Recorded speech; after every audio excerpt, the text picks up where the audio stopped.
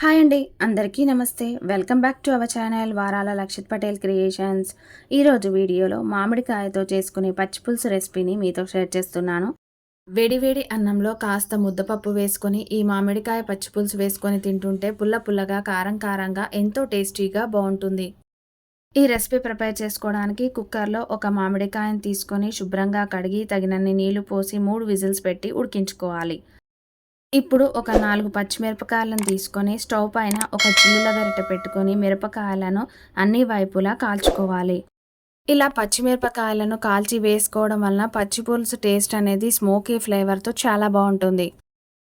ఇప్పుడు ఒక రోట్లో కానీ లేదా మిక్సీ జార్లో కానీ ఒక టేబుల్ స్పూన్ కల్లుప్పు వేసుకొని మనం కాల్చి పెట్టుకున్న పచ్చిమిరపకాయలను వేసి బాగా దంచుకోవాలి. ఈ పచ్చి పులుసులో వేసుకోవడానికి నేను ఇక్కడ ఒక పొడిని ప్రిపేర్ చేస్తున్నాను.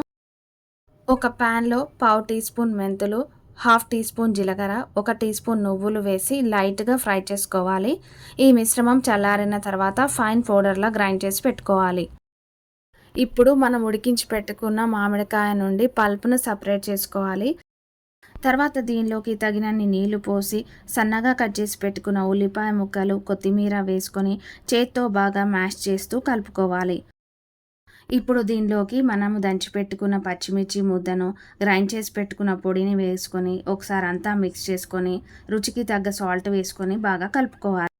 తాలింపు కోసం ఒక ప్యాన్లో 1 టేబుల్ స్పూన్ ఆయిల్ వేసుకొని దానిలోకి తాలింపు గింజలు, ఆవాలు, జీలకర్ర, ఎండుమిరపకాయలు వేసుకొని ఒకసారి ఫ్రై చేసుకొని తర్వాత దీనిలోకి ఒక రెమ్మ కరివేపాకు, సన్నగా కట్ చేసి పెట్టుకున్న ఎల్లిపాయలు, చిటికెడు పసుపు వేసుకోవాలి. ఈ తాలింపు మిశ్రమాన్ని మనం రెడీ చేసి పెట్టుకున్న పచ్చిపులుసులో వేసుకొని ఒకసారి అంతా కలుపుకోవాలి. అంతే, ఎంతో టేస్టీగా పుల్ల పుల్లగా కారకారంగా ఉండే మామిడికాయ పచ్చిపులుసు రెడీ అయిపోయింది. ఈ వీడియో కనుక మీకు నచ్చినట్లయితే ప్లీజ్ లైక్ చేయండి, మీ ఫ్రెండ్స్ అండ్ రిలేటివ్స్కి షేర్ చేయండి. మరిన్ని ఇంట్రెస్టింగ్ వీడియోస్ కోసం మన ఛానల్ని సబ్స్క్రైబ్ చేయండి. Thank you for watching. మరొక వీడియోతో మళ్ళీ కలుద్దాం.